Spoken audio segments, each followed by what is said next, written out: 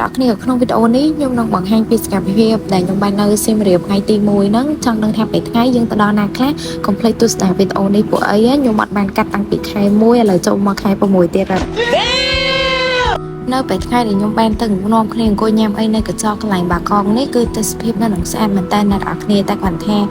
ដងកន្លែងហ្នឹងគឺគេបាញ់ផ្សែងប៉ុន្តែនៅពេលដែលយើងទៅគេអត់ទាន់បាញ់ផ្សែងទេដោយសារវារៀងប្រឹកពេកបើយើងនិយាយពីបរិយាកាសនៅម្ដុំនោះវិញគឺថាស្អាតហើយ fresh ខ្លាំងមែនតើជាពិសេសសម្រាប់អ្នកដែលគាត់ខាង stress អីហ្នឹងឯងបើថាទៅដើរលេងនឹងគឺអារម្មណ៍ល្អខ្លាំងហ្មងហើយសំខាន់ម្ហូបនៅនឹងអីក៏រសជាតិឆ្ងាញ់គាត់បានដែរបន្ទាប់មកយើងបានទៅដល់កន្លែងដែលគេបាញ់ធ្នូតាមផ្លូវដែលយើងដើរទៅហ្នឹង funny ថងថាម៉ូតូដែលគេតាំងនៅនឹងកែច្នៃគឺថាធំជាងមនុស្សឡើង2 3ដងតែហាងក្តៅដែរអ្នកនរគ្នានៅពេលដែលយើងដើរទៅកន្លែងគេបាញ់ធ្នូបាញ់អីហ្នឹងហើយបើតាមផ្លូវនេះវិញសិតតែមានកាបូបទឹកអប់ Mac LV ហើយនឹងជាមួយនឹង Chanel និយាយទៅសិតរបស់ brand ដាក់នៅតាមផ្លូវតាំងឲ្យមកហើយនេះគឺជា DJ ប្រចាំនៅកន្លែងគេ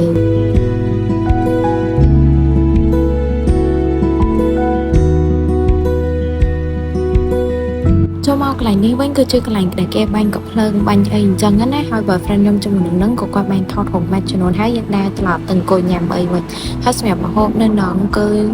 ប្រហុកនេះខ្ញុំអត់ចេះញ៉ាំទេណាគ្នាប៉ុន្តែខ្ញុំបានញ៉ាំជាមួយនឹងសម្លអីគេតង់ញ៉ាំគេហ្នឹងគឺឆ្ងាញ់ខ្ញុំរេតឲ្យទៅលើ10ជាមួយនឹងទេសភាពអីហ្នឹងគឺស្អាតនិយាយទៅអ្នកដែលគាត់ជួយចិត្តដើរលេងរបៀបគ្រួសារអីមកនឹងដឹងតែត្រូវមកបន្ទាប់ពីញ៉ាំអីហើយខ្ញុំក៏បានដែរថតរូបព្រោះកន្លែងហ្នឹងឥឡូវគេចាប់ផ្ដើមបាញ់ផ្សែងបាញ់អីមើលទៅ fresh ហើយស្អាតយើងថតរូបអីហើយបានមួយចំនួនយើងក៏ចាប់ផ្ដើមនឹងគ្នារៀបចំត្រឡប់ទៅវិញហើយព្រោះដោយសារតែត្រូវពេលល្ងាចហ្នឹងយើងចាប់ផ្ដើម start ទៅក្រៅបន្តទៀតតែថាបានទៅដល់កន្លែងដែលត្រូវសម្រាប់ហ្នឹងគឺខ្ញុំ feel like so happy មែនតើ because វាពិតជាហត់មែនតើអ្នកនរគ្នាទៅងើបតាំងពីព្រលឹមរហូតដល់ពេលថ្ងៃអត់តាន់បានគេងបិទភ្នែកអីបន្តិចគេ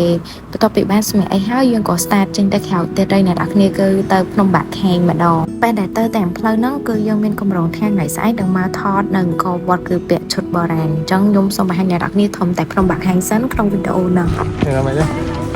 បាយ to the good បាយណាខាងមកយាយស្វាយខ្លាំងប៉ុន្តែពេលដែលឡើងទៅគឺហត់មែនអ្នកនរគ្នាដកដង្ហើមអត់ចង់រួយទេហើយណាមួយពេលល្ងាចទៀតចង់ពុករួមជាមួយនឹងទេសភាពដែលស្អាតដែរទោះបីជាហត់ប៉ុណ្ណាក៏ដោយបានមកឃើញប្រាសាទបកខ្មែរជាគេមរតកហើយមានអារម្មណ៍ថា fresh ហើយ feeling គាត់ខ្លាំងមកហើយណាគេដែលគាត់អត់ទាន់បានឡើងទៅដល់ភ្នំបាខែងអីអាចសាកឡើងបានបើជុលជាបានទៅលេងដល់ខេត្តសៀមរាបហើយឡើងទៅឡើងលើប្រាសាទដើម្បីមើលថ្ងៃលិចវាបន្តិចទៀតនេះបាទចាអញ្ជើញប្រាប់ម៉ោងផងចាហ្នឹងហើយម៉ោងប៉ុន្មានឥឡូវមើលសុំមើលម៉ោងពេលនេះម៉ោង 4:51 នាទីហើយចាឡើងទៅលើភ្នំបាក់ខែងខ្លួន4នាក់ប៉ុន្តែមនុស្សជុំវិញខ្លួនគឺមិនមែន4នាក់ទេគឺចង់មាននេះ